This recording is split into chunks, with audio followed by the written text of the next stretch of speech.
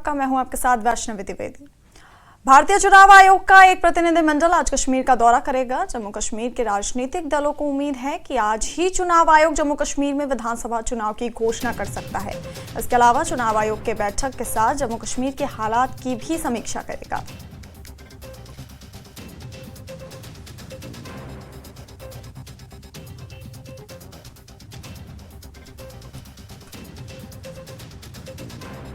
Jammu Kashmir national conference के प्रवक्ता इमरान नबी डार ने न्यूज़ 18 JKLS से बात की। इमरान ने कहा कि हम पहले भी चुनाव आयोग से मिल चुके हैं। सुप्रीम कोर्ट ने समय सीमा तय की है।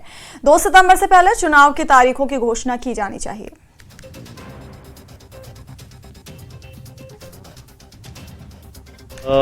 इससे पहले भी हम उनकी टीम से मिले हैं और जो हमारे कंसर्न्स और इश्यूज थे हमने डिस्कस किए। आज जिस तरीके से सुप्रीम कोर्ट का एक डेडलाइन है 2 सितंबर से पहले इलेक्शन अनाउंस होनी चाहिए, उसी ज़िमन में हम इसको ले रहे हैं। ये हम वेलकम करते हैं और हम उम्मीद करते हैं कि जो वो प्रेस कॉन्फ्रेंस देंगे उसमें इलेक्शंस की अनाउंसमेंट भी हो जाएगी। और जो आपके दूसरे सवाल का, हमारी डेलीगेशन भी जाएगी इंशाल्लाह। वो कल आपको पता चलेगा कि हमारे कौन कौन लीडरशिप जा रही है। बट ये है कि जैसा पहले भी, जिस तरीके से पहले भी हमने वहाँ पर लोगों के कंसर्न्स और इश्यूज को रेज किया, वैसे ही हमारी डेलीगेशन फिर से वही इश्यूज रेज करेगी। और बिलखसूस इस चीज़ पे जो है हमारा इम्पेटस रहेगा कि जल्द से जल्द डेट्स अनाउंस होनी चाहिए असेंबली इलेक्शंस की। पीपल्स डेमोक्रेटिक पार्टी के वरिष्ठ नेता अब्दुल कयूम भट्ट ने इलेक्शन कमीशन के कश्मीर दौरे पर प्रतिक्रिया दी और कहा कि जब भी चुनाव आयोग ने हमें आमंत्रित किया है हम उनसे मिले हैं। हम संसदीय चुनाव के दौरान प्रतिनिधियों से भी मिले थे। उम्मीद है कि ECI आज तारीखों की घोषणा करेगा। हम शहरी स्थानीय निकाय चुनाव के लिए भी तैयार हैं।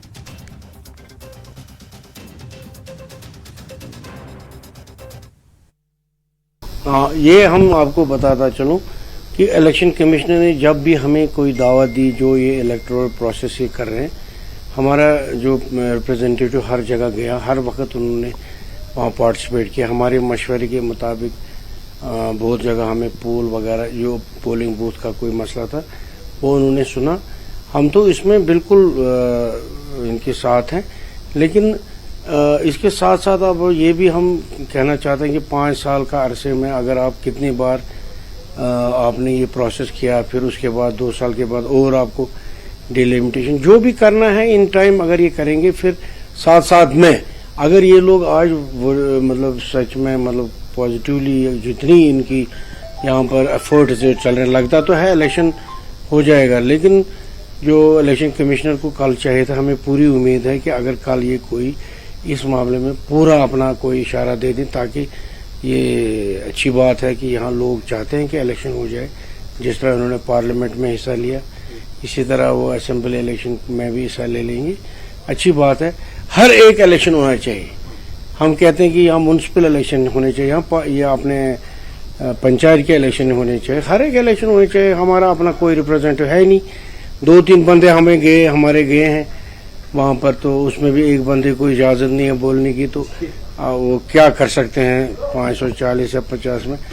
अब चाहते हैं कि हम अपने असेंबली में बोलेंगे, लोगों की रिप्रेजेंटेशन हो जाएगी, छोटे मोटे काम भी हो जाएंगे, फिर बाद में बड़े बड़े बातों की हम लिस्ट बता देंगे।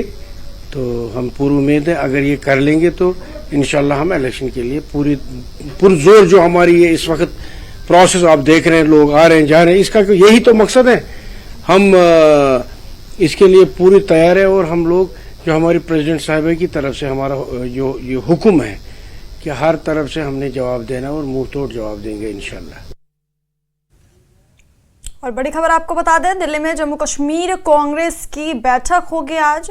जम्मू कश्मीर विधानसभा चुनाव की तैयारी को लेकर के ये बैठक होगी।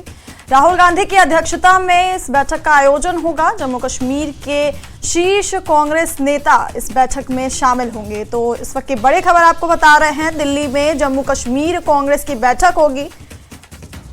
जम्मू कश्मीर विधानसभा चुनाव की तैयारी की समीक्षा को लेकर यह बैठक की जाएगी। राहुल गांधी की अध्यक्षता में इस बैठक का आयोजन होगा। जम्मू कश्मीर के सभी आला कांग्रेस नेता इस बैठक में शामिल होंगे।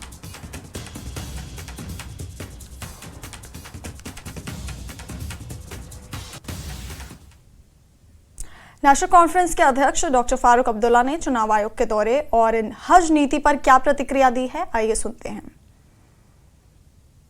तारीख का ऐलान हो या ना हो, मगर इलेक्शन कमीशन आ रहा है, वो सबसे बात करेगा और फिर ये हुकूमती हिंदुस्तान के साथ बात करके तारीख मुकर्रर करेंगे। ये खुद तारीख मुकर्रर नहीं कर सकते। आज सब कुछ जो है वो government of India, Modi ji और हमारे जो होम मिनिस्टर है उनके हाथ में। इंसान हज करना चाहेगा, ये क्यों बंद करेंगे उसको? वो इनके पैसे पे तो नहीं जा रहा है, वो तो अपने पैसे पे जा रहा है। अब तो इनकी तरफ से कोई कंसेशन नहीं है, सारे कंसेशन तो खत्म हो गए हैं, तो कैसे रोक सकते हैं? अगर एक आदमी अमरनाथ यात्रा जी की यात्रा के आएगा, क्या हमसे कहेंगे तुम दूसरे बार नहीं आ सकते हैं? या बद्रीनाथ की यात्रा के लिए जाएगा, उससे कहेंगे तुम बद्रीनाथ फिर नहीं जा सकते? ये क्या है? यह मजहबी मामला है। मजहबी मामले में हुकूमत को ज्यादा दबाव नहीं डालना चाहिए। और बड़ी खबर आपको बता दें कि विनेश फोगाट ने संन्यास की घोषणा की है। विनेश फोगाट ने कुश्ती से संन्यास ले लिया है। उन्होंने सोशल मीडिया पर यह पोस्ट किया कि मेरी हिम्मत अब टूट गई है, अलविदा कुश्ती, इससे ज्यादा ताकत अब नहीं रही। उन्होंने ये भी कहा कि मां कुश्ती मुझसे जीत गई। तो विनेश फोगाट ने कुश्ती से संन्यास ले लिया है। उन्होंने सोशल मीडिया पर यह पोस्ट किया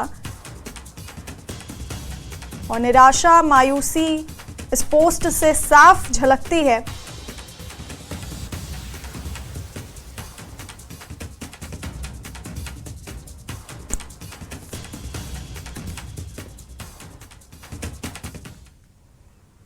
जम्मू कश्मीर पर्यटन विभाग ने केंद्रीय पर्यटन मंत्री गजेंद्र सिंह शेखावत से मुलाकात की। बैठक में आयुक्त सचिव पर्यटन यशा मुग्दल, निदेशक राजा याकूब और अन्य अधिकारी उपस्थित रहे। गजेंद्र सिंह शेखावत ने पर्यटन विभाग की वार्षिक पत्रिका जेके विस्टा का भी अनावरण किया। न्यूज 18 JKRH के साथ एक्सक्लूसिव बातचीत में केंद्रीय पर्यटन मंत्री ने कहा कि पीएम मोदी के नेतृत्व में हमने जम्मू कश्मीर में कई उपलब्धियां हासिल की हैं।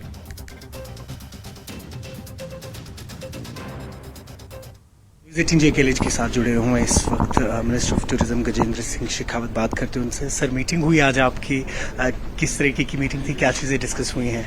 देखिए, मैं सबसे पहले धन्यवाद करना चाहता हूं और अभिनंदन करना चाहता हूं मिनिस्ट्री ऑफ टूरिज्म, यहाँ डिपार्टमेंट ऑफ टूरिज्म का और डायरेक्टरेट का, कि उन्होंने बहुत ही हॉलिस्टिक प्लानिंग फ्यूचर टूरिज्म के लिए किया है। और जिस तरह से भारत में टूरिज्म बढ़ने वाला है, कश्मीर में टूरिज्म बढ़ने वाला है, उनकी आवश्यकता को देखते हुए नए डेस्टिनेशन डेवलपमेंट पे काम करना शुरू किया है। वर्ल्ड बैंक की सहायता से आने वाले समय में जम्मू एंड कश्मीर में 8 नए डेस्टिनेशंस डेवलप किए जा सकें, उसकी संभावनाओं पर बहुत गति के साथ में काम कर रहे हैं।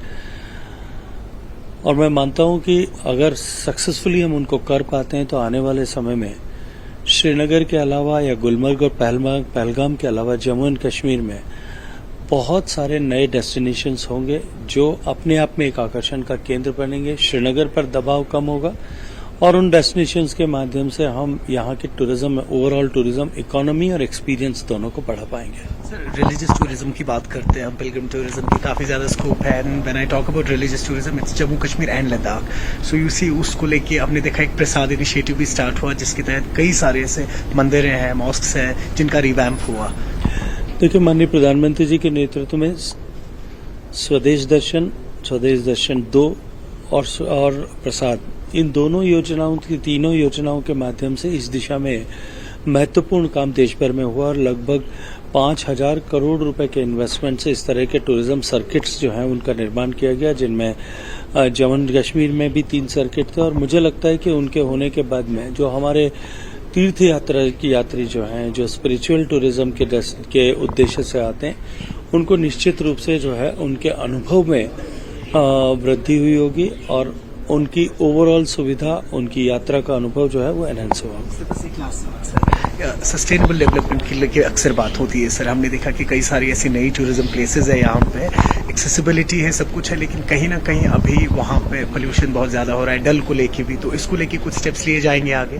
देखिए, सरकार के साथ साथ में हमको सस्टेनेबिलिटी को लेकर के जो है टूरिस्ट में भी उस तरह के बिहेवियर चेंज की अपेक्षा है और उसको लेकर के अलग अलग तरह के साइनेजेस बने, लोगों को उसके लिए एजुकेट किया जाए, हमारे एंट्री पॉइंट्स पर उस तरह के लीफलेट्स उनको मिलें। इस सब के ऊपर भी मिनिस्ट्री ऑफ टूरिज्म ने राज्यों के टूरिस्ट डिपार्टमेंट्स को इस तरह के निर्देश भी जारी किए हैं, उन लोगों को इस तरह की गाइडलाइंस भी बनाने के लिए कहा है और मुझे लगता है कि उनके होने से धीरे धीरे ये बदलाव भी हमको देखने को मिलेगा।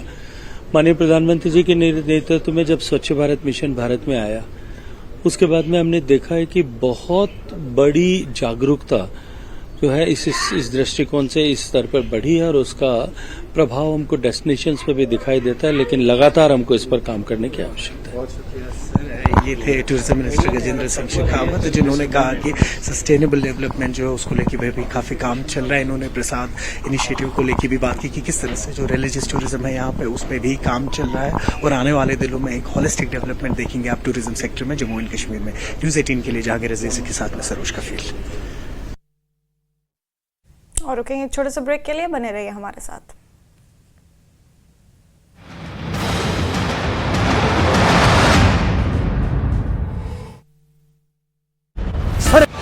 आरती सीएम की घोषणा से दिखे नाराज, कहा सीएम की घोषणा चुनावी जुमला, अगर सरकार को इसे लागू करना तो अभी करे।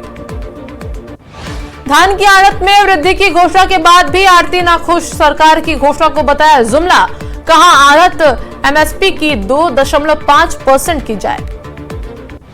करनाल में कल्पना चावला मेडिकल के नर्सिंग स्टाफ की हड़ताल से आम लोगों को हो रही परेशानियां, नर्सिंग स्टाफ अपनी कई मांगों को लेकर धरने पर बैठा, मांगे पूरी नहीं होने तक धरना देने की दी चेतावनी।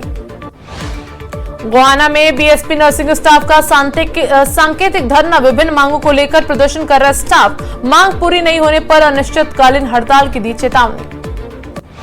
हरियाणा में आप पार्टी ने निकाली तिरंगा यात्रा, बड़ौदा के जागसी गांव से सूरत चौपाल तक निकाली यात्रा, स्वतंत्रता संग्राम के क्रांतिकारियों को किया गया याद।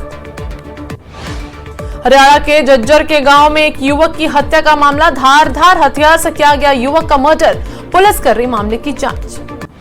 गोहाना पहुंचने पर आरव का हुआ जोरदार स्वागत, 12 वर्षीय आरव ने साइकिल से करगिल से दिल्ली तक की यात्रा की, बहादुर सैनिकों को श्रद्धांजलि देने के लिए 1200 किलोमीटर की तय की दूरी। मेवात में मलेरिया और डेंगू को लेकर स्वास्थ्य विभाग अलर्ट, मेवात में 111 टीमें मलेरिया की कर रही जांच, आशा वर्कर भी ली जा रही हेल्प, कहा अभी तक एक भी मलेरिया और डेंगू का केस नहीं आया।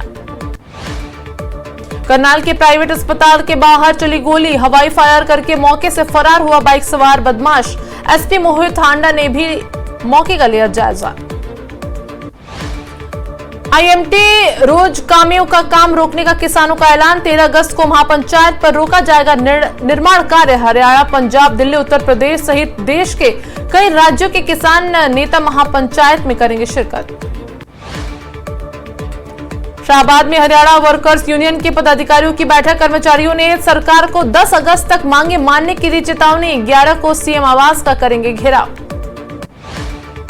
अंबाला में साइबर पुलिस ने किया 3 लोगों को गिरफ्तार, 3 करोड़ 25 लाख की साइबर ठगी करने वाले गिरोह को किया गिरफ्तार। SP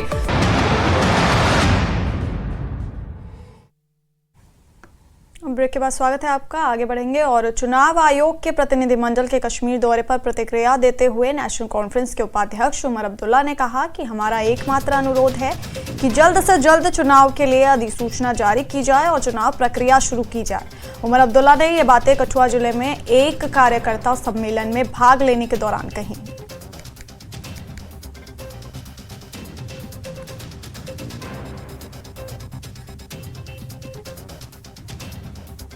commission of India Jammu Kashmir के 4 रोजा जो है दौरे पे यहाँ आएंगे। हमारी उनसे सिर्फ यही गुजारिश होगी कि जल्द से जल्द नोटिफिकेशन जारी की जाए और यहाँ इलेक्शन का सिलसिला जो है वो शुरू की जाए। और हम ये भी उनसे उम्मीद करेंगे कि हर पार्टी के साथ बराबर का सलूक किया जाए ताकि लेवल प्लेइंग फील्ड पे हम इलेक्शन जो है लड़ने का काम करें। नया जम्मू कश्मीर का जिक्र सिर्फ हिंदुस्तान के पार्लियामेंट में होता है। जम्मू कश्मीर के यहाँ अगर आप जमीनी सतह पर देखें तो नया जम्मू कश्मीर आपको कहीं दिखता नहीं है। अगर दिखेगा उसमें कोई बेहतरी नहीं है। अगर कुछ हुआ है तो हमारी तबाही हो, चाहे चिनाब हो चाहे जम्मू हो, कोई भी ऐसा इलाका नहीं है जहाँ पे आज मिलिटेंसी का असर रसूख देखने को नहीं मिलता।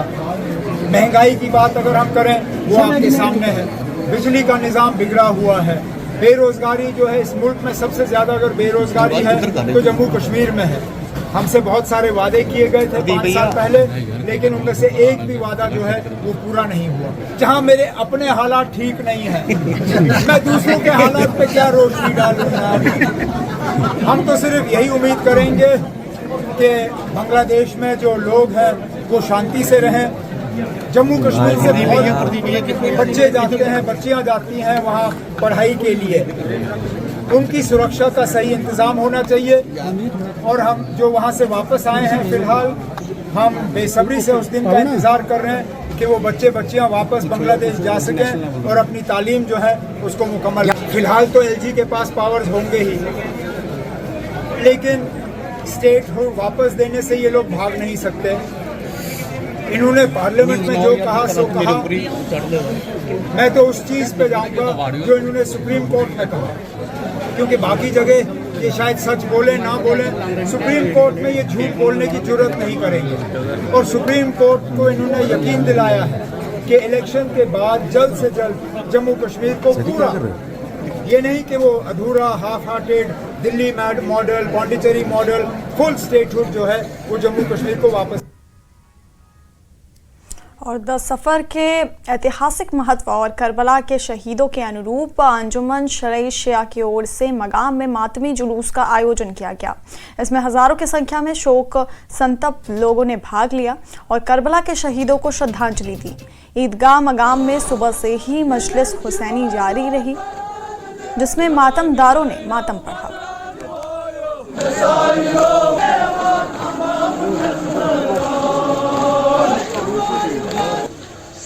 दुश्मन खत्म ये वुचू दुश्मन को तान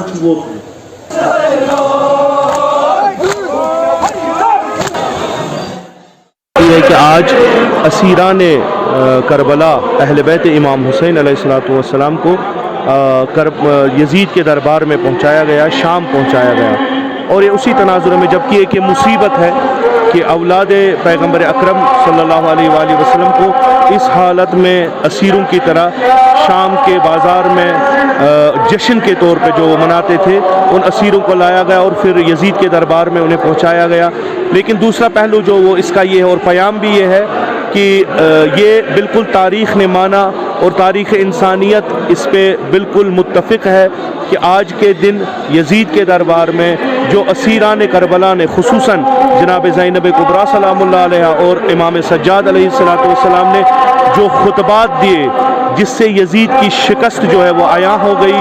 और हकीकी मानों में अगर हम कहें तो आज वो पैगाम जो इमाम हुसैन अलैहिस्सलाम ने अपने खून से करबला की सरजमीन पे दिया, उसको दुनिया तक जनाब ज़ैनब कुबरा और दीगर असीरों में से इमाम सज्जाद अलैहिस्सलाम ने लोगों तक पहुँचाया। और आज ज़ैनब ने यजीद के दरबार में हुसैन की फतह का जो है वो ऐलान किया। और आज लोकसभा में वक्फ एक्ट संशोधन विधेयक आ सकता है। राज्यसभा में 18 फरवरी 2024 को ये बिल पेश हुआ था और आज लोकसभा में ये बिल आ सकता है। द वक्फ प्रॉपर्टीज बिल को वापस लेंगे किरण रिजिजू। सरकार आज लोकसभा में बिल पेश कर सकती है। तो इस वक्त की बड़ी खबर आपको बता रहे हैं, वक्फ एक्ट संशोधन विधेयक आज लोकसभा में आ सकता है। राज्यसभा में 18 फरवरी 2024 को यह बिल पेश हुआ था और सरकार लोकसभा में आज ये बिल पेश कर सकती है। Kiren Rijiju the Waqf properties bill वापस लेंगे।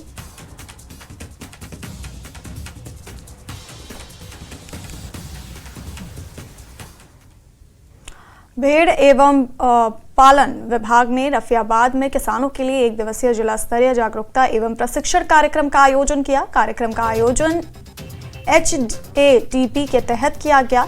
इस अवसर पर संयुक्त निदेशक विस्तार भेड़ पालन विभाग डॉक्टर बशारत अमीन मुख्य अतिथि के रूप में उपस्थित थे।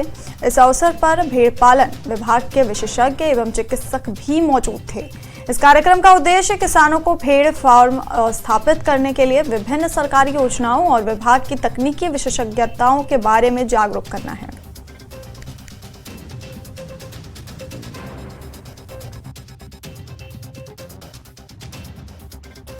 ये जितने भी ब्रीडर्स हैं या फार्मर्स हम इनको कह सकते हैं, ये अपने अपने इलाकों के नुमाइंदे हैं।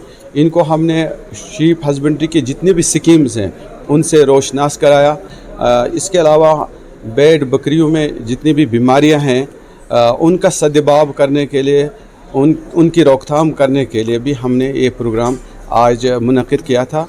और आप खुद देख रहे हो कि लोगों ने बढ़ चढ़कर इसमें हिस्सा लिया और उम्मीद है कि आज के प्रोग्राम के वसातत से हमने शीप हस्बेंड्री ने अपना प्रोग्राम इनके सामने रखा और आगे जितने भी बेरोज़गार नौजवान हैं वो आकर इन स्कीम्स का, जो डिपार्टमेंट के पास स्कीम्स हैं, उनका फ़ायदा उठा के अपना रोज़गार भी कमा सकते हैं।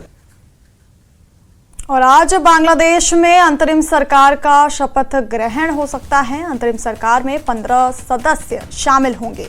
तो इस वक्त की बड़ी खबर आपको दे रहे हैं। बांग्लादेश में अंतरिम सरकार का शपथ ग्रहण हो सकता है आज और अंतरिम सरकार में 15 सदस्य शामिल होंगे। बांग्लादेश में मोहम्मद यूनुस के नेतृत्व में अंतरिम सरकार शपथ लेगी।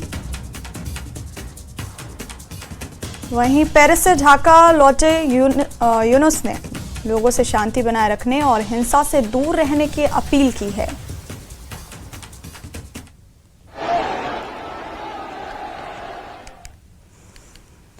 और बडगाम के लोगों की लंबे समय से चली आ रही मांग पूरी हो गई है। बडगाम के लिए नए जिला अस्पताल का काम आज से आधिकारिक तौर पर शुरू हो गया है।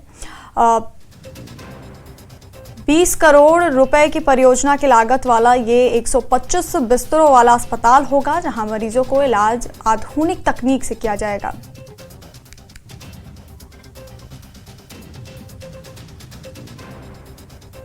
बडगाम के लोगों की देरी नमाज मांग आज पूरी हो रही है। अब बिलाखिर बडगाम के नए जिला अस्पताल के लिए काम शुरू हो चुका है। मेरे साथ डीसी बडगाम अक्षय लाबरू साहब है। डी साहब, क्योंकि बडगाम के लोगों के लिए जो उनकी मांग थी वो आज पूरी हो रही है, मुझे बताइए, ये हॉस्पिटल इस पर आज काम शुरू हो चुका है, क्या क्या फैसिलिटीज बडगाम के लोगों को ये फराहम करेगा? देखिए, मैं ये आपको बताना चाहूँगा कि बड़ा ही मोमेंटस हमारे लिए ओकेजन है कि ज़िला बडगाम का जो एक one of the key demands थी लोगों की कि हमारे यहाँ पे भी एक state of the art modern hospital जो है डिस्ट्रिक्ट का होना चाहिए। पिछले साल ऑनरेबल एलजी साहब ने ज़मीन यहाँ ईयरमार्क की थी, ज़मीन ईयरमार्क करके प्रोजेक्ट का अप्रूवल भी हुआ था। खुद वो यहाँ स्वयं आए थे और उन्होंने फाउंडेशन स्टोन ले किया था। और आज फाइनली ग्राउंड पे जो है सर्वे का हो, रिकन्सेंस का काम हो, टेस्ट फाइलिंग का काम हो, वो चालू हो गया है, आप देख रहे हैं।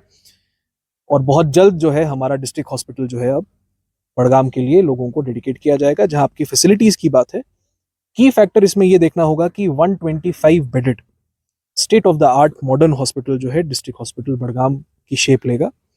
इसमें जो सुविधाएं एक डिस्ट्रिक्ट हॉस्पिटल में एज पर गाइडलाइंस एक मॉडर्न डिस्ट्रिक्ट हॉस्पिटल में होनी चाहिए वो होंगी। साथ ही साथ इसके साथ एक क्रिटिकल केयर यूनिट का भी प्रावधान है।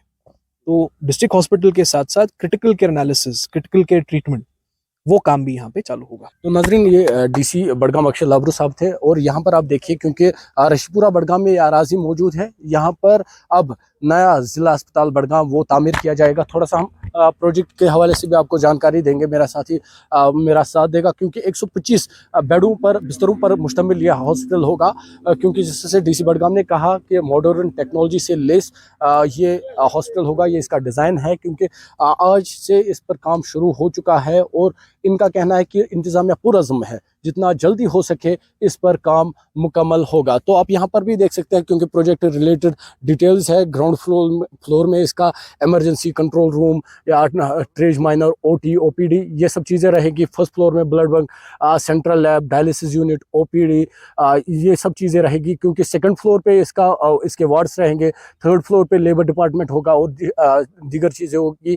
और जो इसका चौथा फ्लोर होगा उस पे ऑपरेशन थिएटर कॉम्प्लेक्स वो होगा, क्योंकि इसमें सर्जरी वार्ड होंगे। तो कुल मिलाकर यहाँ पर एक अच्छा सेटअप होगा, एक ऑर्गेनाइज्ड चीज़ें इस हॉस्पिटल में जो एक पेशेंट है उसको मिलेगी। क्योंकि बड़गाम के लोगों की ये धीरना मांग थी, लगातार लोग शिकायत कर रहे थे। जो डिस्ट्रिक्ट हॉस्पिटल है यहाँ पर, वहाँ पर स्पेस न होने की वजह से पेशेंटों को काफ़ी मुश्किलात का सामना करना पड़ रहा है। और अब जब यहाँ पर आज से काम शुरू हो चुका है, ये कहीं ना कहीं ज़िला के लोगों के लिए खुशाइंद कदम है। न्यूज़ 18 के लिए रिशपुरा बड़गाम से मैं आबिद हुसैन। और बुलेटिन में इतना ही। बने रहिए हमारे साथ, देखते रहिए न्यूज़ 18 JKLH। नमस्कार।